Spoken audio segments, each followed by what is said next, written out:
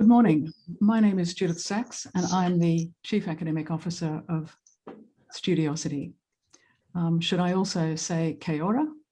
And I want to acknowledge that I am hosting this online conversation from the lands of the Camaragal people. I also acknowledge the traditional custodians of the various lands on which we all work today, and the Aboriginal and Torres Strait Islander people participating in this meeting, and the First Nations people across Canada and New Zealand. I pay my respects to elders past, present and emerging, and celebrate the diversity of Aboriginal peoples and their ongoing cultures and connections to the lands and waters of New South Wales and elsewhere in Australia and across the broad expanses of Canada and New Zealand.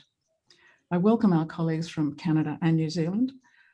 It's good to have you participate, and hopefully this will be the beginning of a cross-Commonwealth cooperative program. Today is our second symposium for 2021. Again, focusing on wellbeing, this time with professional and academic staff in mind. All of us experienced lockdown and had to spend many hours during the day participating in meetings or delivering classes on Zoom, Meets or Skypes. Despite this, or in spite of this, we responded and delivered courses. Student learning did not stop. Universities did not stop running. But it was different and there was a personal cost. While it tested everyone's resilience, it did reinforce our commitment to students and our universities. We had to work differently.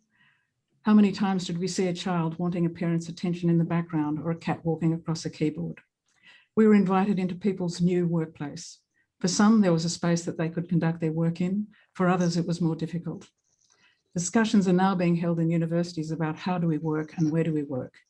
This will be a topic of ongoing discussion. At Studiosity, we've seen this as an opportunity to deliver a series of webinars and symposia and have enabled a diverse range of people to participate. And these have all triggered conversations and ideas to facilitate student success. Over 400 people have registered, and I think that each of our webinars has increased both the visibility of the issues in which we're addressing, but also creating a community of practice across a number of continents. Staff wellbeing is a challenge, but also a central responsibility of what we do in an education setting. So how is this morning organised? I think I've just about got my 5-minute introduction completed. I will then ask each panel member questions that relate to their expertise and experience, and then questions will be taken from the audience. But before we start, I would like to show a clip of some staff members who described their experience of last year and the impact it had on their well-being. So if I can invite you to watch what I think is rather a remarkable piece of cinematic editing.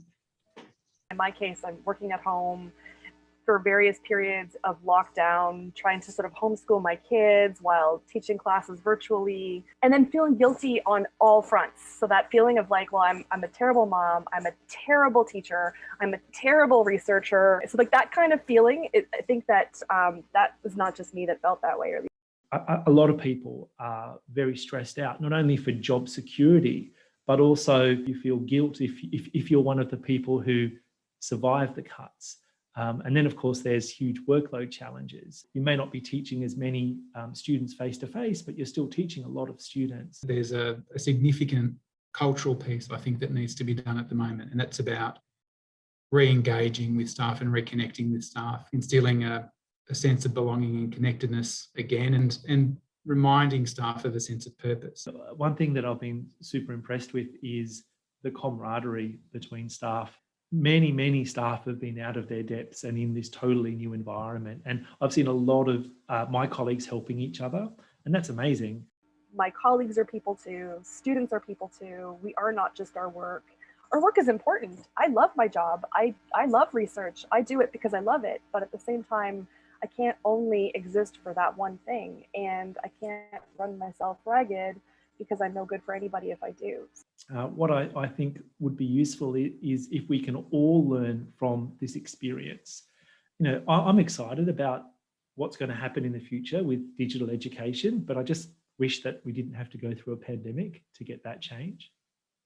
To have a mentally well university community, we have to have our staff being well looked after. And if we do that, then we can really make sure that we're providing the highest quality care to our students.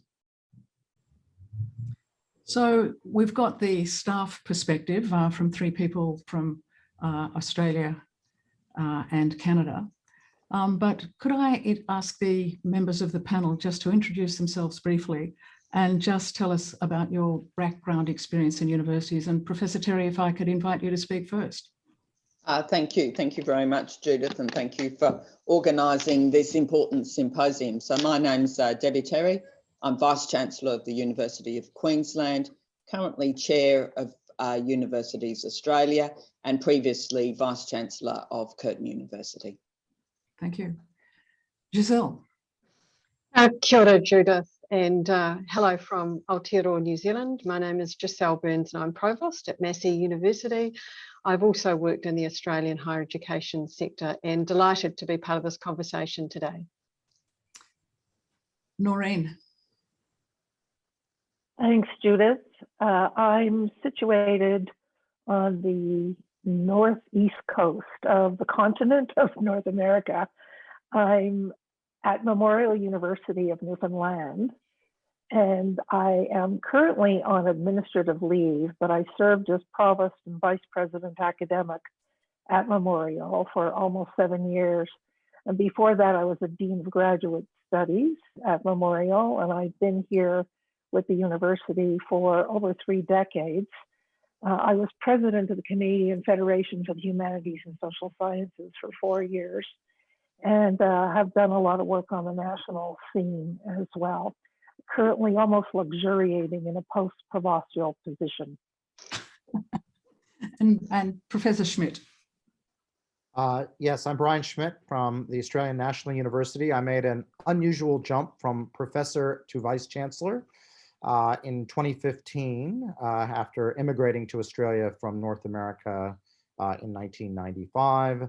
I serve alongside Deb Terry on the university's Australia board. I'm on the board, and I'm also deputy chair of the group of 8. Thank you. And what Professor Schmidt failed to tell you, if you don't know, if you live overseas, he's also been awarded a Nobel Prize for astrophysicists. So we are very privileged in Australia to have a Vice Chancellor leading our national university of his caliber. So Brian, you were the last person that I invited because you're the first person I'm going to ask a question to. 2020 began with multiple challenges for the ANU: smoke closing the campus, bushfires, hailstorm damage, and then COVID.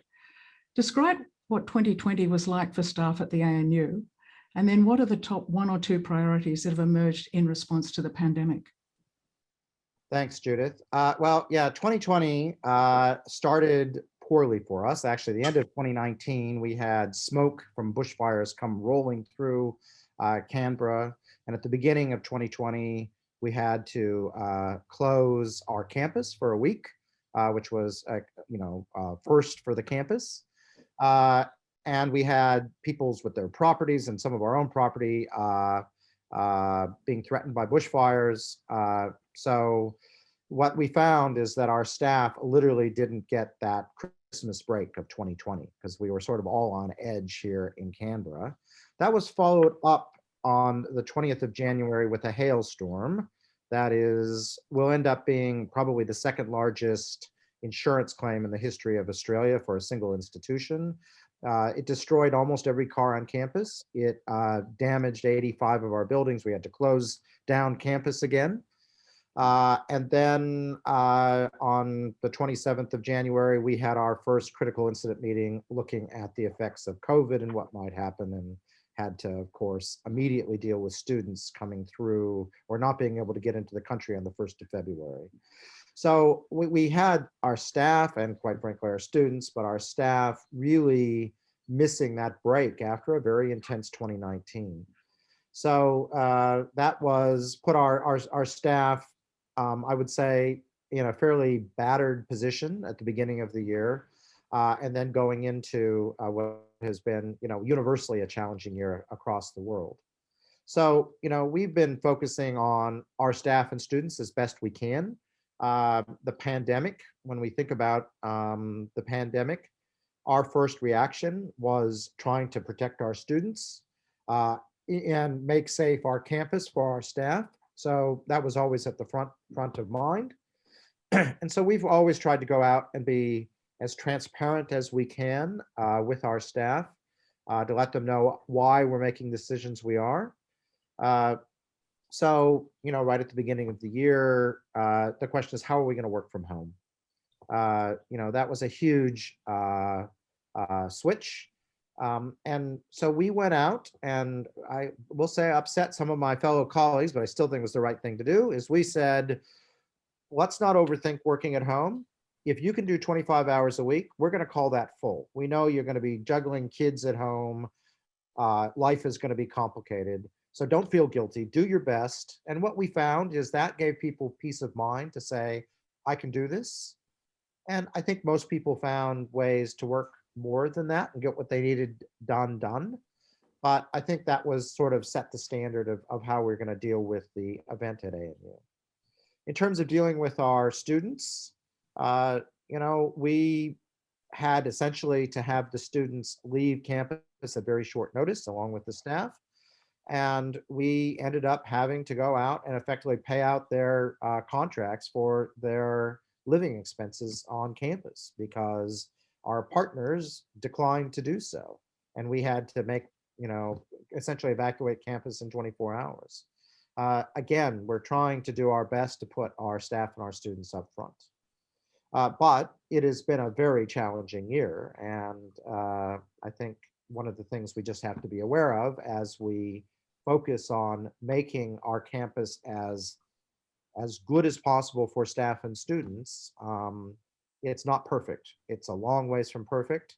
And I think not trying to, put lipstick on a pig, which is, I think, one of the big mistakes people do, has to be part of what you do in this thing. It is challenging, and we're not going to make it good, but we can do it and retain the trust of our staff and our students by being honest with them. And I think keeping that trust has been essential, because if you lose the trust, you're done. There's just no way you're going to survive in this thing. Okay.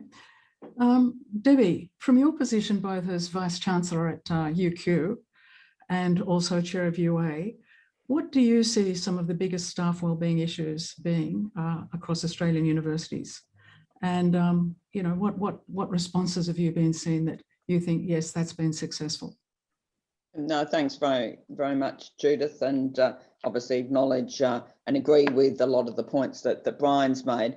I mean, I think across the sector, we've been obviously deeply aware of the impact of the pandemic more broadly. So we've been very conscious of the impact on our sector, but much more broadly. And we've been conscious of the fact that staff right across our universities have had other concerns in their lives, and we've already heard a bit about it today, homeschooling, but job insecurity in families, unemployment, so it's a bigger piece beyond our staff. But for our staff, and I think it was encapsulated very well with one of the opening comments on the video, I think there has been concern right across the sector around job insecurity, and there have been different impacts across our sector. There certainly have been job losses, and every one of those job losses, it's felt very, very hard, and it's tough for the individual, the families,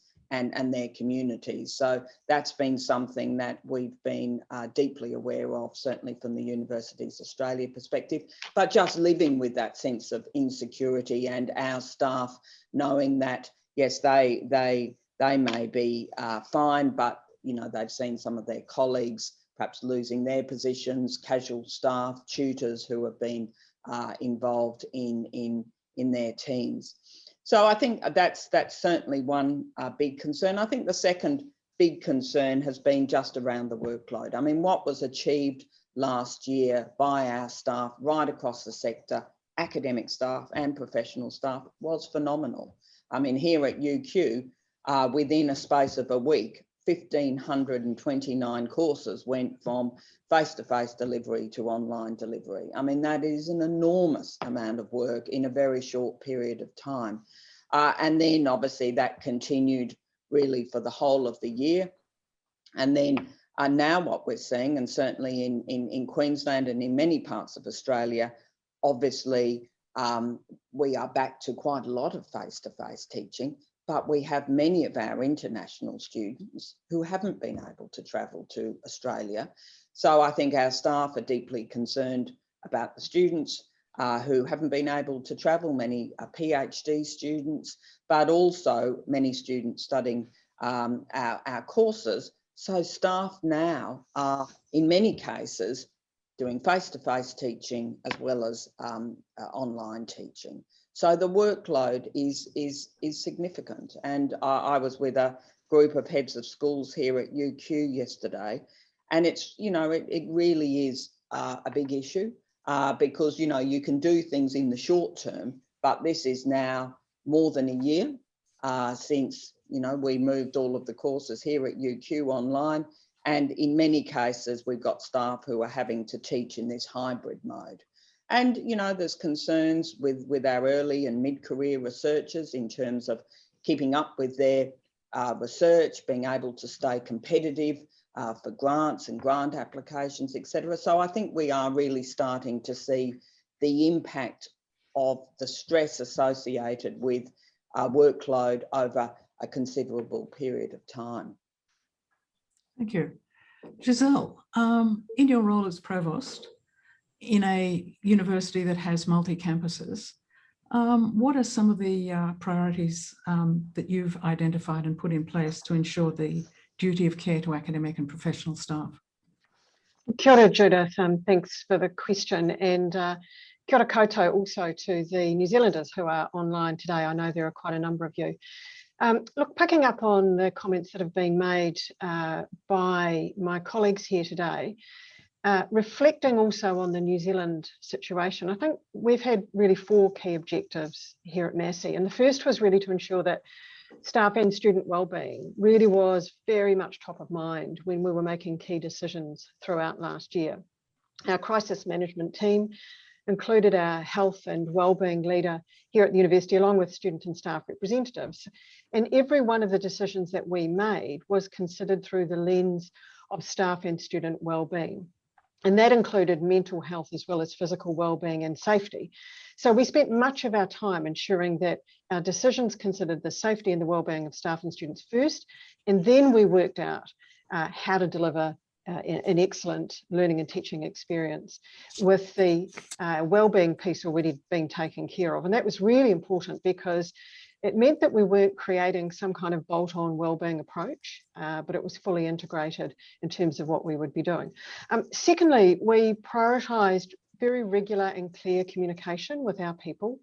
So we made a very conscious effort right from the start to ensure that a message of wellbeing and self-care for loved ones, for family or whānau, was amplified through our internal communications. And we took the decision that we'd continue to be open and transparent with our people, both in terms of the decisions we were making and how the university was managing the crisis. And that included our visibility of the financial situation as it was unfolding. And we thought it was really critical to address this because we knew there was anxiety out there. And universities are, of course, full of very smart people, and they know when you're holding back any information. So we wanted our people, academic and professional staff, to know what was happening while being very clear that the what we were sharing was actually accurate and also valid. And as you've noted, Judith, Massey is a multi-campus university. We have major campuses in 3 cities across the North Island here in Aotearoa. And we always struggle to ensure that our leaders are visible across all of those campuses. So being clear and regular with our communications was incredibly important. Thirdly, notwithstanding that Massey academic and professional staff managed the transition to online teaching delivery incredibly well, we knew that we couldn't underestimate the enormity of this rapid shift. So Massey's been delivering distance teaching for more than 50 years, and many of our staff are highly skilled in understanding the pedagogies of distance and online learning and supporting students who are studying remotely. But we didn't want to take this knowledge and capability for granted either. And to underscore this, we communicated a message to our people that, you know, you're not working from home, you're working at home, trying to work during a crisis. And as Brian noted in ANU's messaging, We found that this gave people permission to take a bit of a breath, not feel that they were working under the same degree of expectation. And to support this, we've remained very flexible with regard to where people now choose to work and what works best for them and their families. And finally, Judith, my teams were there in a support capacity, really to ensure that academic staff had the necessary tools to undertake their work from home, that our learning management system was operating well. And this is really important too, that we made academic decisions regarding changes to assessments, new arrangements for examinations and so on very swiftly. And we circumvented some of the processes of decision making that can usually take time. And so we did that in a way where we were not compromising on quality. This built an enormous amount of trust between a number of our academic and professional teams. And I'm now very focused on maintaining this momentum and this way of operating in a more agile and high trust manner. And that's been hugely important and I think empowering for academic staff in particular. So I'll leave it there for the moment, Judith. Thank you. And our Canadian perspective, Noreen, what observations or comments can you make about how the Canadians universities and your university in particular responded and how staff were supported? Well, my comments are going to echo my fellow panelists.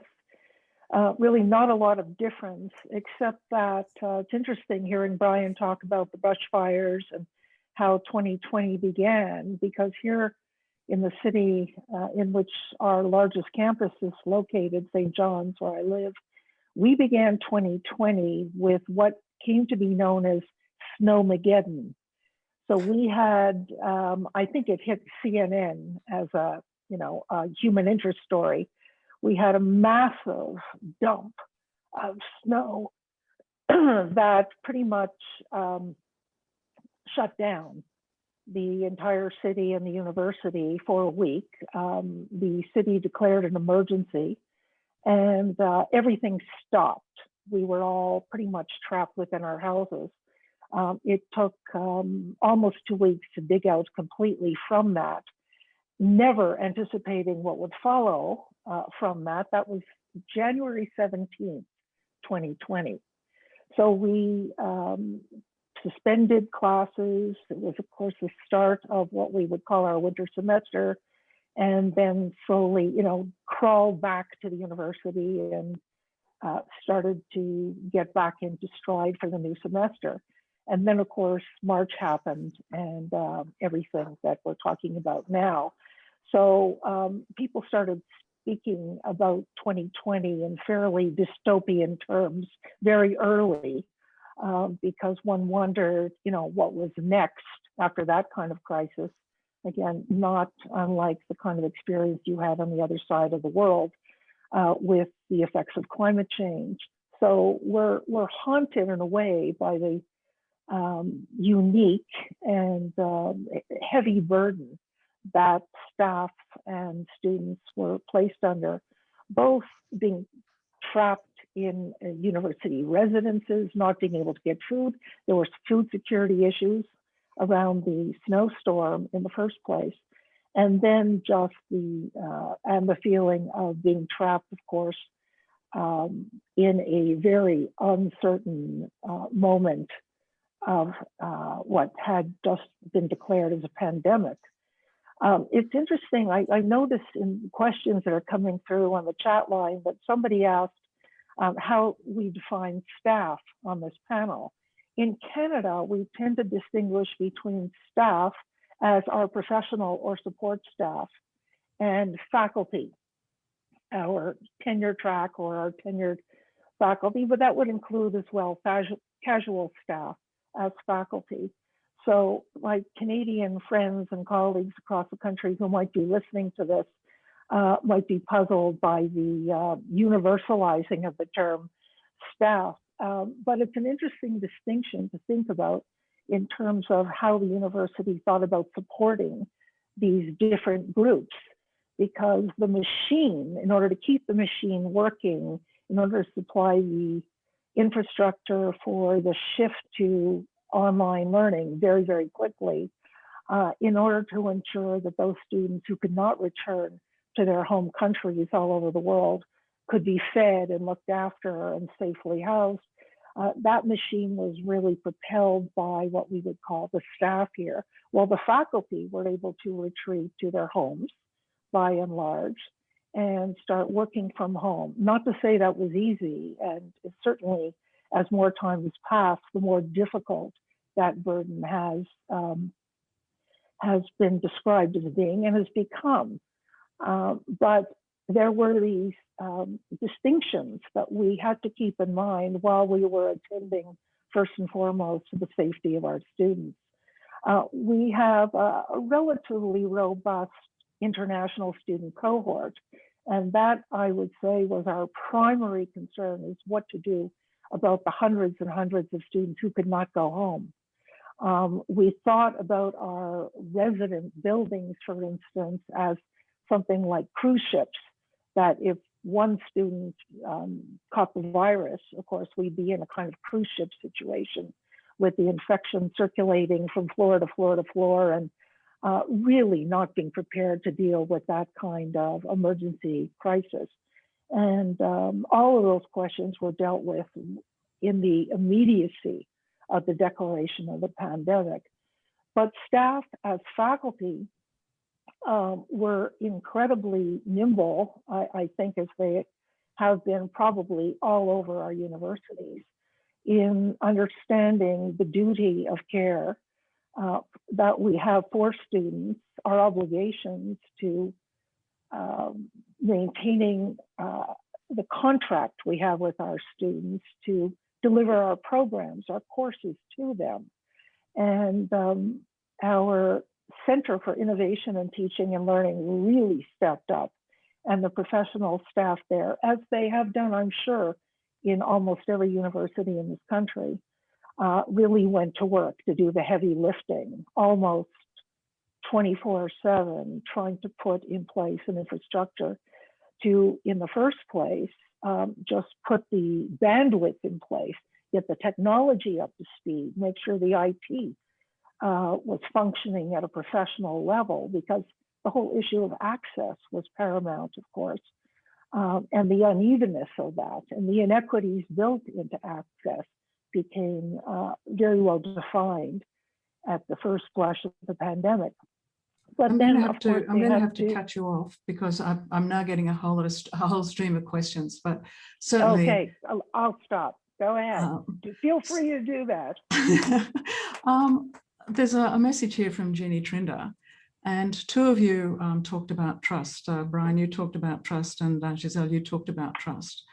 And either of you can respond to this. But how do we disseminate this message of trust down through the levels of academic and professional leadership?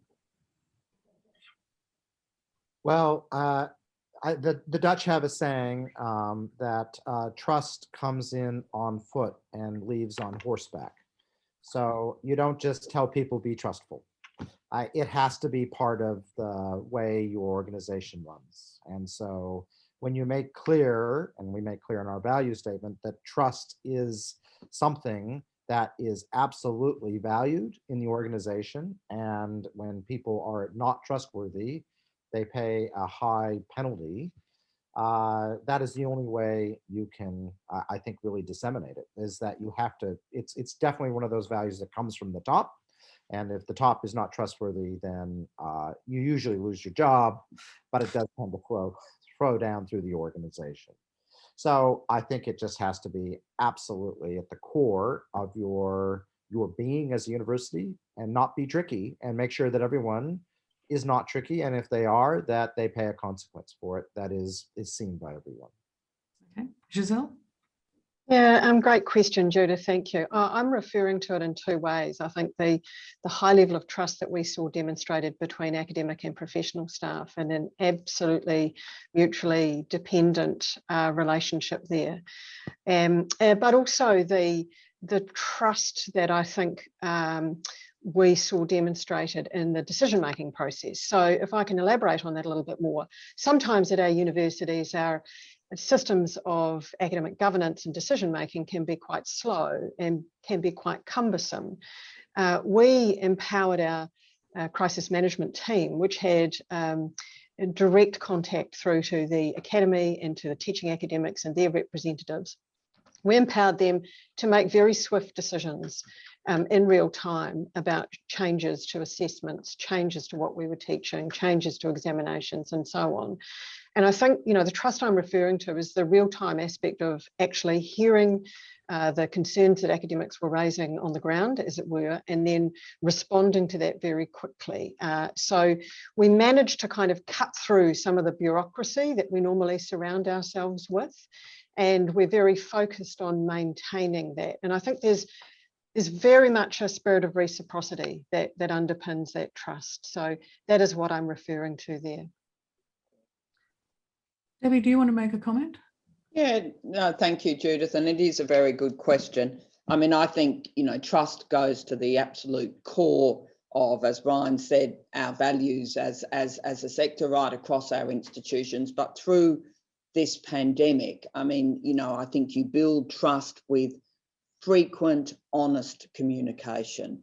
And I think that has been absolutely core to institutions, and we've already heard it here this morning across our panelists, but being able to communicate quickly and provide all of the details that you possibly can at any one point in time, I think really does help build that trust that the institution understands what is occurring and is trying to do the very best, but also building trust with having avenues to have questions and other feedback come through. But I think without that, it is extraordinarily difficult to manage what we've all just gone through, and to manage it in a way that looks to the well-being absolutely as paramount of our staff and our students.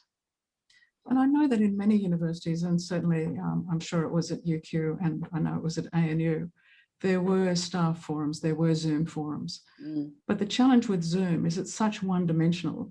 You can't see people's body language. You can't read what the actual impact is. So in many respects, it becomes a mode of delivery of just communicating a message rather than receiving a message as well. So how did any of you try to respond to that sort of transactional way of communicating rather than an organic way of communicating? Well, we've had a number of town halls, so to speak, Zoom town halls, and it's interesting at the outset, you know, with different groups and cohorts on campus, on our campuses. At the outset, they were hugely attended. I think everybody really craved kind of contact, even the one-dimensional nature of this format. As they have proceeded, the attendance has dwindled somewhat.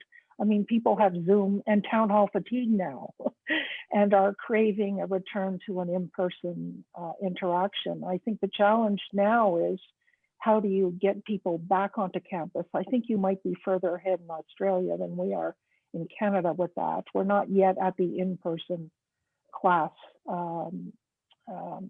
culture yet. We're trying to manage that. I think it was in some ways easier to shut down quickly, communicate quickly and transparently than it is to return. I'd be curious to hear more about that from others, about those challenges and how that communication is happening. I think that's to some degree unanticipatedly more difficult.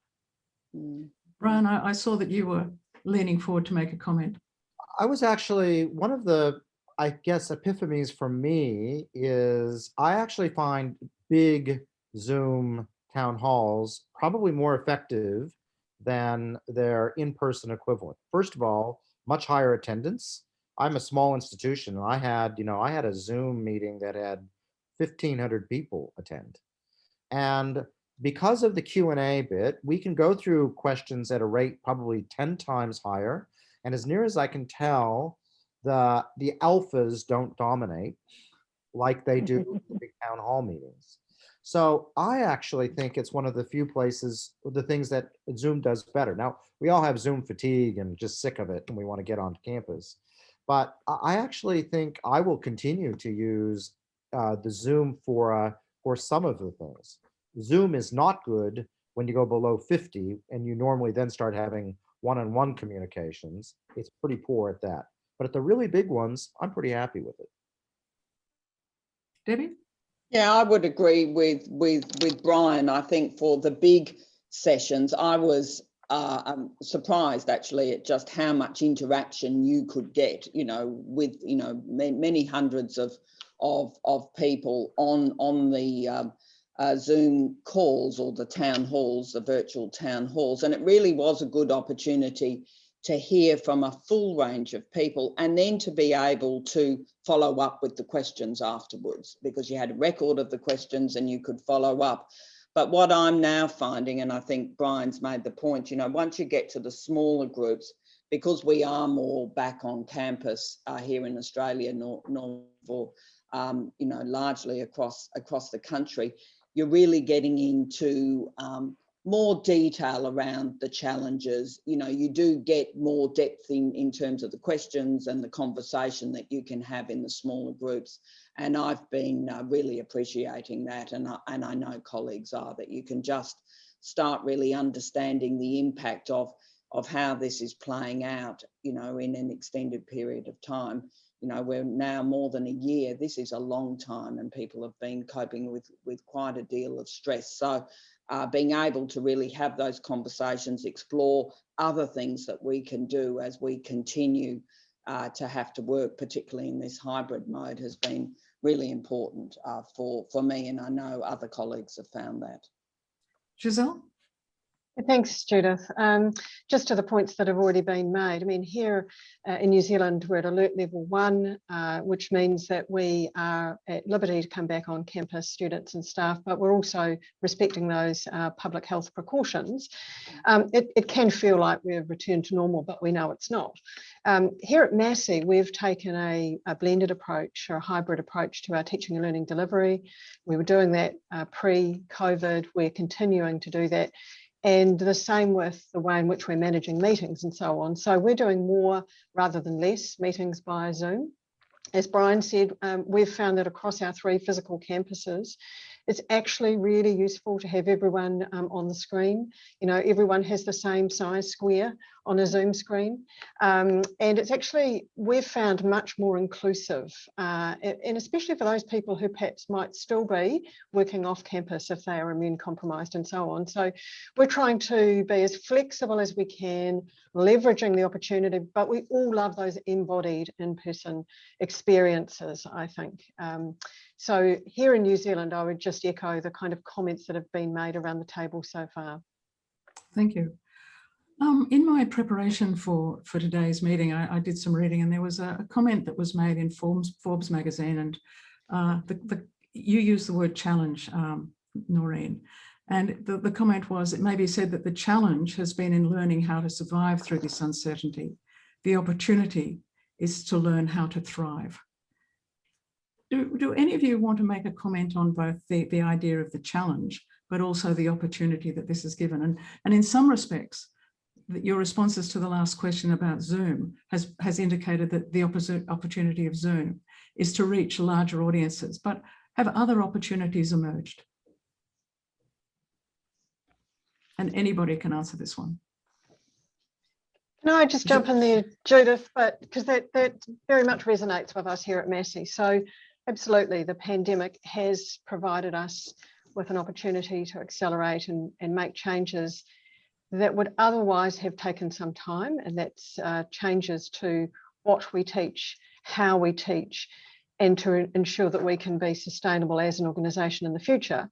However, I think those of us in leadership roles would be tone deaf to the concerns of staff if we didn't also acknowledge that that change is painful and it's difficult, and hence the importance, I think, of taking people on the journey, of sharing information, as we've already noted, of being very, very clear about the rationale for change, why change is needed, what are the outputs that will be delivered from the kind of benefits of change, and then how we're going to support people through that. I think that's absolutely critical. So I think the short answer is absolutely yes, but I'm very sensitive to overplaying that, given the trauma that many people are still feeling, not just in their professional working lives and the anxiety that they're experiencing, but for their families as well. So I know we'll touch later on in the conversation on the way in which our staff really are not just experiencing the impact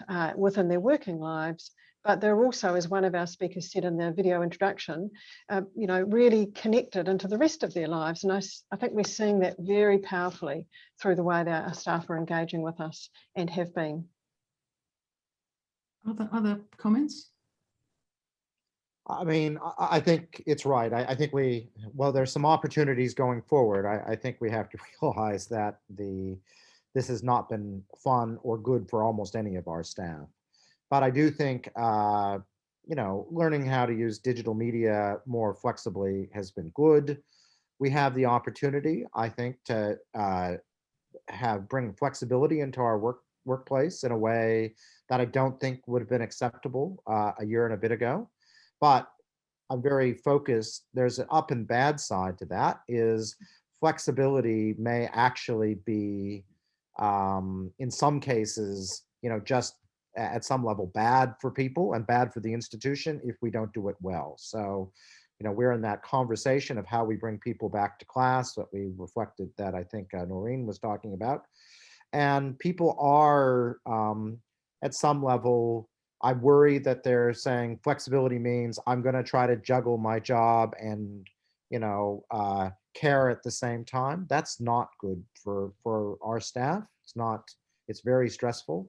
And I think we have to be cognizant that this is not a chance to exploit people's best intentions. But on the other hand, it is the ability for people to work a day at home a week, I think is pretty universally accepted as okay now. So that's a plus, because I think that will help people balance their lives. Mm-hmm. Noreen. Yeah, I totally agree with that. And I mentioned inequity before, as it's been a kind of byproduct of all of this. You know, there are a lot of inequities built into academic life, post-secondary education, that we almost take for granted. It's just part of the system or the way things work. It's a bit paradoxical, but I do think this new reality we've been inhabiting for the last year has helped to set those in much sharper relief and put some focus, a lens on the differences in the way our staff are able to respond to the situation that they're in, whether it's childcare or single parent care, or a lot of it around domestic labor, working at home, certainly women bearing the brunt of that traditional kind of labor. And these issues, I don't think we can go back to the way it was after having all of this exposed so blatantly, because they have just added to the anxiety of what's almost kind of the normal anxiety of being a staff member at a post-secondary institution these days. So those kinds of pressures, I think, have really risen to the surface as a kind of shared understanding of what they are, where they come from, and how we need to attend to them. It's a silver lining, unintended consequence. Yeah. Thank you. Deborah. Yes, no, I think just to echo particularly Giselle's comments, I think, you know, it has, you know, we can think about the pandemic as having been an accelerant of change, and a lot of change that was already occurring. And I think right across our institutions, it's made us all look at, as Ryan said, you know, different ways to have flexible workplaces and flexibility for our staff, but also for our students, how we can offer our courses more flexibly through, you know, digital offerings and online offerings. But I'm very conscious of the fact that, as Giselle, I think, has nicely articulated, yes, there are great opportunities there, but we've just got to pace the amount of change, because here in Australia, and I'm sure it's the case in New Zealand and Canada, as I said earlier, we're still dealing with this very complex hybrid environment, with many of our international students not able to travel to Australia and then supporting those students. So I'm conscious as a leader and with my leadership team as in terms of we can see some opportunities here, but let's just pace that change and support it appropriately for all of our staff, our academic and our professional staff, but also for our students. Next question, and this came up both in the comments made by the academic staff that we on the video, but also some questions that came up previously before the webinar. And it is about job insecurity. And there's a question here, but there's also one that came before. So job insecurity is a key cause of stress and reduced productivity. How do we fix the problem of large-scale job insecurity? And how do you ensure staff well-being when there's a constant fear of losing the job amongst staff? Anybody want to respond to that? Brian. Well, and this is a place where there's some things you want to do which are very hard to do in practice. So this is a problem at my institution. We have a requirement of doing effectively when we do large scale change processes in what is a very drawn out fashion. And, you know, psychologically, people want to know what's happening and get it done with and move on. So you do want to try to make things, have clarity of what's going on and make sure that there isn't this uncertain period. And to my best attempts to make sure that that happened, we have failed miserably at ANU. And so that is hanging over my staff's heads because we just simply, the level of change has been, we couldn't do it all in a very short period of time. But again, clarity, trying to have the time where people don't know their state to be minimized are the things you want to do, but again, rather challenging to do in practice. Okay. Other comments or responses? I mean, Judith, you know, would just add, I mean, I think we are very, very deeply conscious of the fact that job insecurity and the threat of job insecurity has been a huge challenge for our staff right across this period.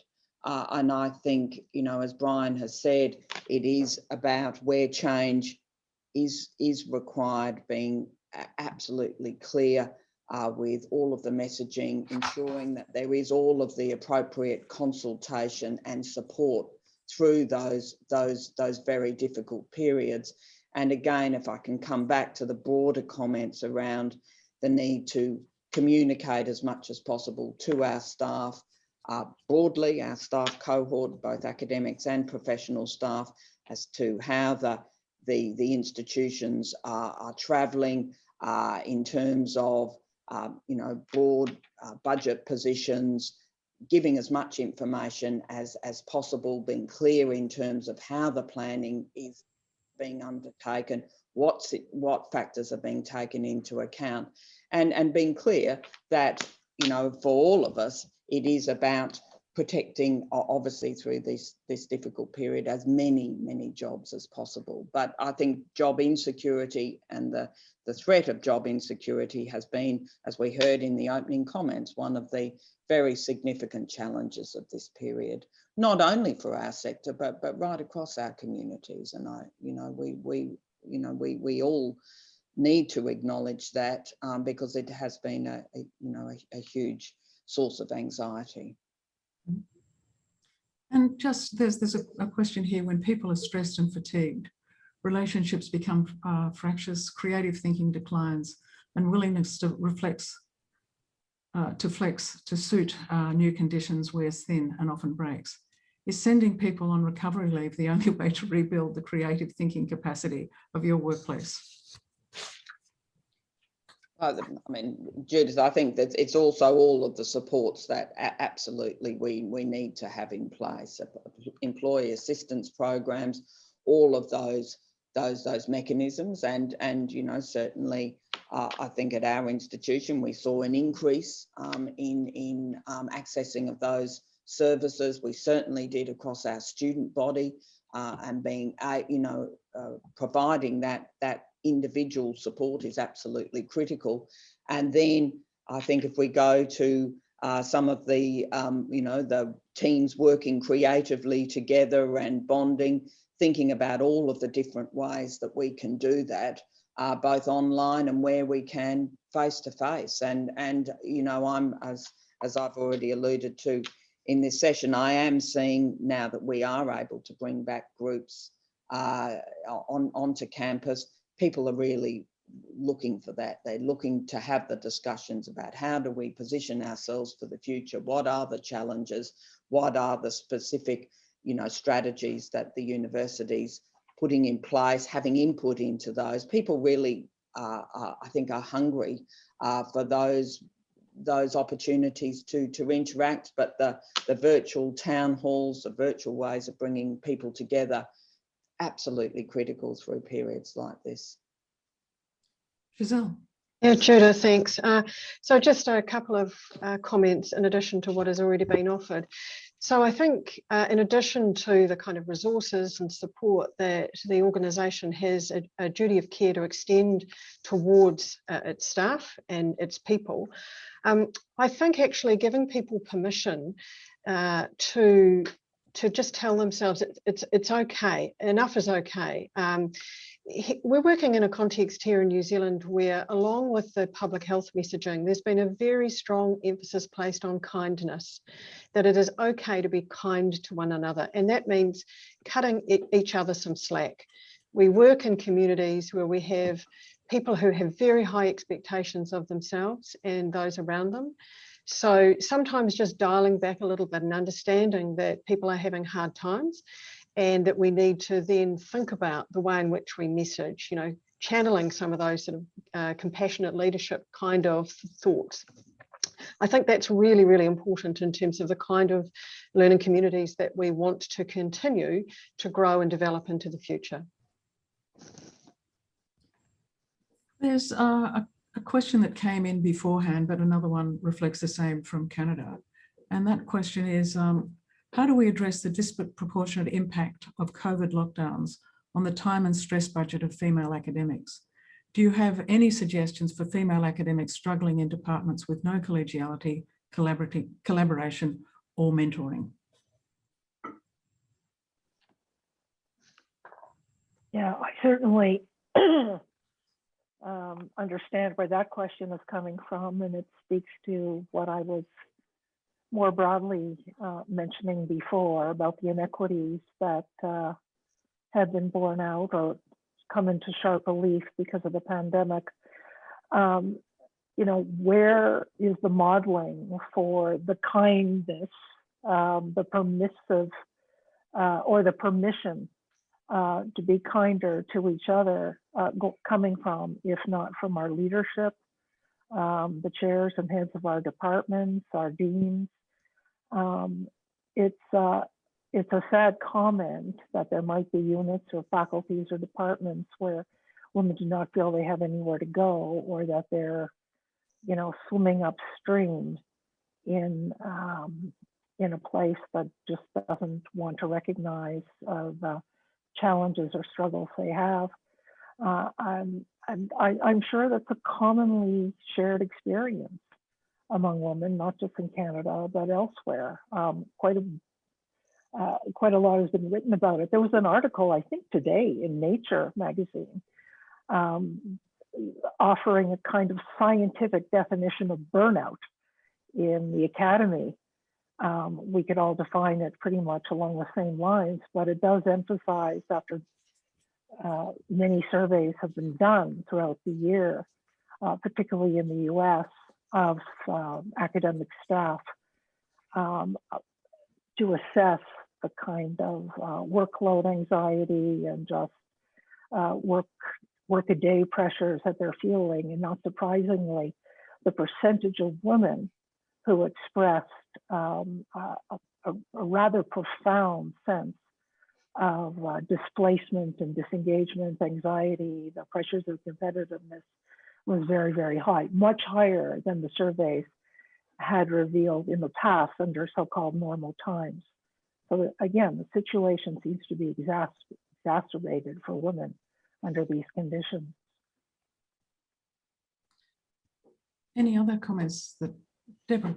Just to add, I mean, we've been, and certainly this is a very widely, you know, it's a very strong program in Australia, the Sage Athena Swan program, to obviously support, you know, gender equity right across our academics, particularly in STEM, but much more broadly. And what I've found is, and it's been critically important to keep a focus on that program and all of the initiatives sitting around that program through this period, and just the engagement of our female early career and mid-career researchers has been phenomenal. But it's you know, as we go through these kinds of situations, it's remembering to keep doing all of those things as well as focusing on the crisis.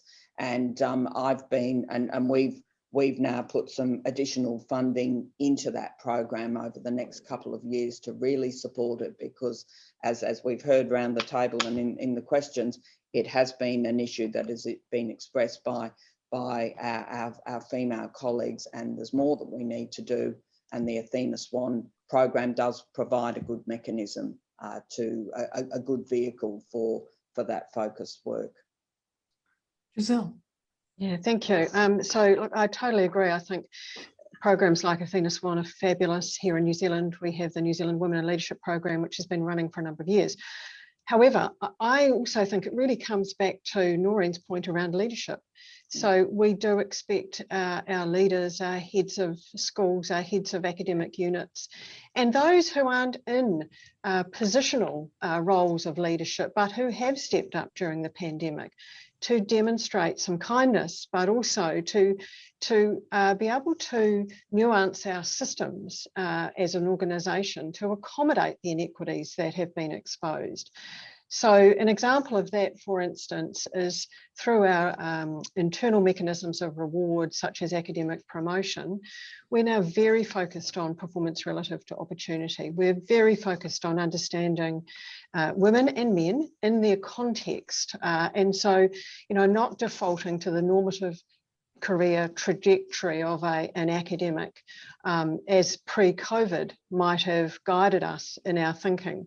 And I just think we've got to be, as organisations, as institutions, as leaders, very careful and attentive to the changes that we've gone through and experienced in the last 12 months or so.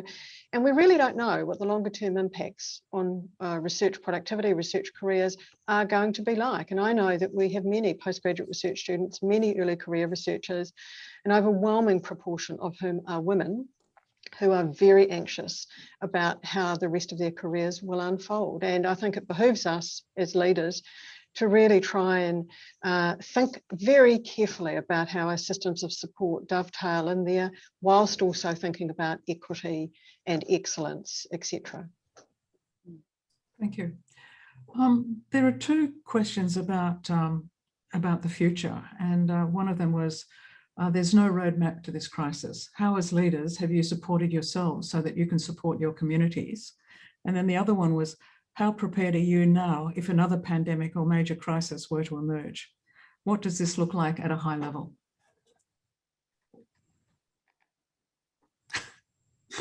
And it's not having a good bottle of Pinot at the end of the day. But that might help. I mean, I think one of the things that, although we're in a very competitive space, the leaders here in Australia, at least, do have a chance to talk. Debbie and I have talked, and we're very forthright about what's going on, sharing ideas as best we can, offering support to each other. And ultimately, we're all trying to do the best we can. And so we do, it's not like we're working in our own little silos. We do share lots of things. In terms of being prepared for a pandemic, well, we're a lot more prepared than we were, but you know, shutting down our basic mode of operation is never going to be good. So I'd like to say we're ready for the next pandemic. Well, we're more ready, but you know, please don't make it happen anytime soon. Yeah. No, I think, Judyth, it has been about taking one step at a time for all of us. But as Brian's indicated, it's there has been a lot of support among leaders across our sector, which has been really positive. It comes back to Giselle's comment about kindness and compassion, reaching out to each other, when we know institutions are having a tough time. But certainly for me, it is, you take one step at a time and you work very closely with leaders at all levels of the institution. And it has been amazing how many people have really stood up in our institutions as leaders. And, they may not be in particular positions, but they've stepped up, and that has been absolutely inspiring. I think in terms of one of the silver linings coming out of this situation is I do think we are prepared for hopefully there won't be others of this scale, but we are much better prepared than we were. We have learnt so much as institutions as how do you, really manage critical incidents. We'd all gone through mock critical incident planning, and, that prepared us, but this has prepared us extraordinarily well for what might happen in the future. Do you think this experience of the last 18 months has had an impact on leadership styles? And we've talked about diversity, inclusion, effective communication, and even the language of kindness has been talked about. But when you look across leadership at the various levels of your institution, what are you seeing? Judith, can I just jump in there? Yeah, because I feel quite strongly that the old models of leadership have shown to be wanting. I think what we need going forward is compassionate leadership, visible and engaged leadership. So, leaders who are prepared to roll up their sleeves, to do the work, and to be connected. As Deborah just mentioned, we've seen leaders step up across our organisation who are not in positional roles around leadership, but have demonstrated enormous leadership capability and potential, and that's incredibly exciting. So I'm really excited because I think there's a kind of a sense of viral energy around what a new model of leadership could look like and will look like. I think it's agile, I think it's connected, I think it's engaged, and I think it's visible. I don't think the old model of leadership, if that really ever existed, actually, where you have someone who's kind of remote, who's disconnected from what is happening on the ground, that's not going to serve us well in the future. And one thing we've learned from the pandemic is that people bring their whole selves to work. We've seen into people's living rooms and bedrooms on the Zoom screen. It's come into the workplace. Yes, we've seen cats walk across the keyboard and so on, but we're all human, as one of the speakers in the video clip today showed very, very clearly. So I think that really strong sense of being connected and being real. And one of the things that we did here at Massey on our crisis management team, Judith, to go back to your previous question about what are we doing to model the kind of work-life balance, was created a series of little videos from each of us, which really talked about how we are managing the stress, what are we doing in terms of exercise or spending time with family and so on. So kind of just connecting with people, but in a non-corporate kind of way. And I think that goes down well with folks. Noreen. Yeah, I hope you're right, Giselle. Everything you say appeals to me and makes me want to believe it about the changing nature of leadership styles. That perhaps it took a pandemic for us to really be speaking about this aloud, frankly. I do think that just adopting a kind of top-down managerial style is just not on anymore, particularly because the decisions that have to be made affect, now we know, every single person at our institutions so vitally, so importantly, at every level of their lives, that that just won't wash anymore. So engaging staff and faculty and support staff as much as possible in at least coming to an informed decision about major decisions that have to be made, whether it's hybrid, back to campus, remote learning, whatever it happens. These are big decisions that have to be made. They cannot be made by, one titan sitting behind a desk, issuing edicts, or by fiat declaring this is going to happen tomorrow, and that's the way it is. So I think it has, it's a situation that has really provoked a rethinking about how leadership best functions. Mm-hmm.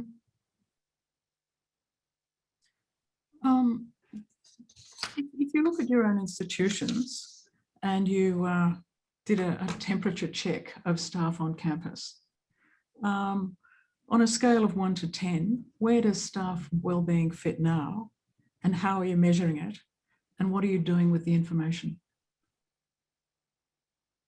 Right. So we've just done what they call a pulse survey, where we've gone through and asked the questions, and I would say, yeah, 3 out of 10. It's not good. What are we doing? We're listening to the comments of what the stressor points are, trying to address them one by one. I have wrote to everyone and saying, everyone, we've worked really hard, but we're going to have to figure out how to work and make decisions of what we do and don't do within the hours available. And people are worried that they're not seeing their supervisors enough, and supervisors need to get out and have a chat and discuss these things. So those, the workload, uncertainty of jobs, which we're doing our best job to message around. Those are the things that came through. But I think everyone needs to ask the question. People appreciate being asked, and you do your best to address the issues that you can. Deborah. We're about to go out with a pulse survey as well, as Brian's indicated, and I think that will be a really good opportunity to just see how staff are feeling. But as I said earlier, I'm certainly picking up from my face-to-face discussions that it's a tough time for our staff right across the institution at all levels. And I'm very keen to, as I say, get this survey out as soon as possible so that we can hear more and just get a sense of where particular issues and what more we can do. Because I think, going back to our discussion about leadership, I think Giselle's right. We are seeing the importance of engaged, compassionate leadership, but it's also leadership that really listens and seeks to understand where the challenges are, and as best as we all can to respond to those challenges. That is a positive thing that I think has come out of this situation. I think it will continue, but we've got to be in this two-way discussion. We've got to be listening, we've got to be engaging, and we've got to understand where the pressure points are and what else we could do, because I know there's more that we can do. Giselle. Judith, yeah, you asked what was the sort of temperature check of staff. I think here it's probably about a 5 or a 6, actually, and I'm judging this based on the conversations that I have regularly with academic and professional colleagues across our 3 campuses. We'll formally measure this through another voice survey very shortly, but I'm making this assessment now because I think that all of our colleagues and their families are still very much impacted by 2020, and one of the things that we were very conscious of, that people were desperate to see the end of last year and were hanging out for 2021, but also knew that 2021 was probably going to be more of the same. I say that here from a university that has had a long history of online and blended delivery, and we managed the rapid transition last year fairly well. We're also intent on keeping the momentum of change going, and that is not easy for people. So we expect that we will hear about that in the voice survey, and we're prepared for that because we want to listen. And Deborah's right, the onus is on those of us in leadership roles to listen, to demonstrate that we're making changes or we're considering what is being told to us, and then we're relaying that back to our staff. I'm doing this at the moment in terms of some of our teaching and learning delivery issues, and that real-time engagement and listening and fixing, sometimes technical enterprise-wide problems that can make an academic's life so much easier. The onus is on us to do that now, I think. So it's a really testing time for leaders. So the last question, because we're now reaching just about the end of our time, is about online education. And online education, or the addition of technologies in learning, will not by default automatically be inclusionary. Careful consideration must be given to inclusive strategies and practices when designing new online learning environments. I'm interested in the panel's perspective on the importance of inclusivity in the context of the pandemic response.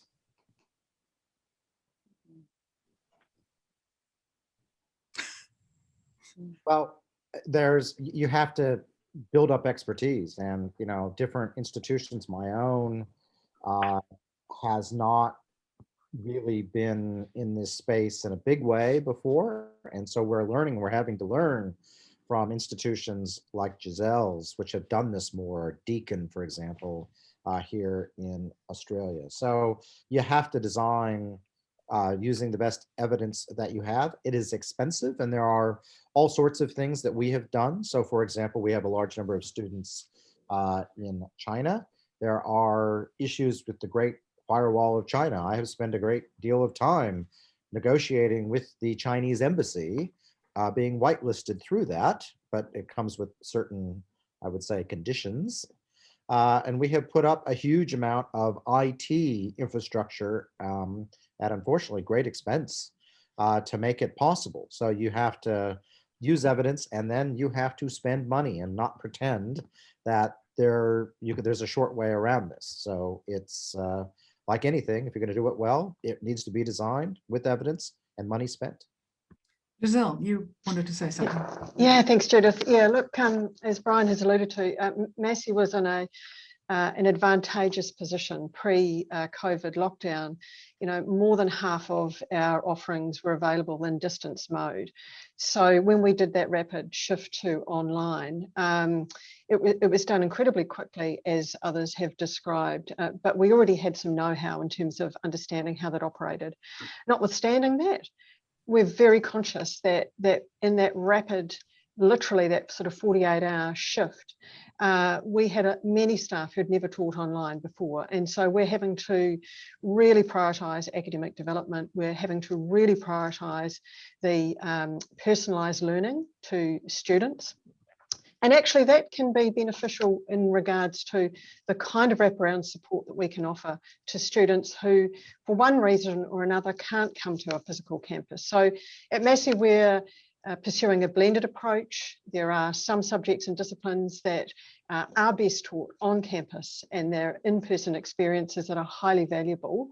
But we are working very hard to try and refine and optimise that hybrid approach. Brian's point also around online learning and the development of online learning support not being inexpensive, so it is expensive, is really important, because I think there is a crude assumption made sometimes that because you're teaching online, it is by virtue cheaper. It is not, not just in terms of the digital infrastructure, but the support you have to wrap around folks, students and staff. And the way in which you teach online is fundamentally different. There's a different pedagogy involved. And so we do have to embrace this, I think. We're going into a future which is going to be volatile. We are going to be facing different challenges like different pandemics, etc. We do need to pivot very quickly. So I think, for us at least, we see our commitment to hybrid and blended learning as being a strategy to really future-proof what we're doing. But we can't underestimate the impact on staff, and if I might say, on research, because last year all of the focus went on teaching and learning, continuity of business, and I really feel for the researchers. Thank you. There was just one quick question. Will the survey results from, I think I know the answer, be shared across institutions and countries for better understanding and learning in terms of the pulse surveys and other things? No. I mean, we share with our staff, but Yeah. I think the high level things are going to be there, but they're highly personal. They've done to extract lots of information, and it would be very difficult to share more broadly except at the highest level. So obviously happy to share the big learnings, workload, uncertainty, really big within our staff. Mhm. Any of Deb, do you want to make a comment? I mean, I think like Brian, I mean, I think with the pulse surveys, they are absolutely shared the results as soon as possible with all of our staff, high level outcomes, absolutely. I mean, we design our pulse survey with some capacity to have benchmarking across other institutions, and that's the voice survey as well. So where there's where we're able to have questions where we can benchmark, you know, I wouldn't be uncomfortable with that information being shared. But at the moment, I think all of our focus is on within institutions really understanding what the issues are, what else we need to be doing, listening, feeding back, and working as communities to deal with what is still an ongoing and very difficult situation. I want to thank all of our participants today. I've gone a minute over time, and I'm aware that Brian has another meeting, and I'm sure Deb has another meeting to go to. Look, thank you for the generosity of providing time to us, the insights that you gave to us, but also the candor in which you spoke. I think that everybody who's participated in today's webinar will each have taken something away from it, but in particular, the idea of kindness. So can I leave you with, be kind to yourself, and thank you. Thank you. Thank you, everybody. Thank you. Thank you. Thank you. Bye-bye. Kia ora.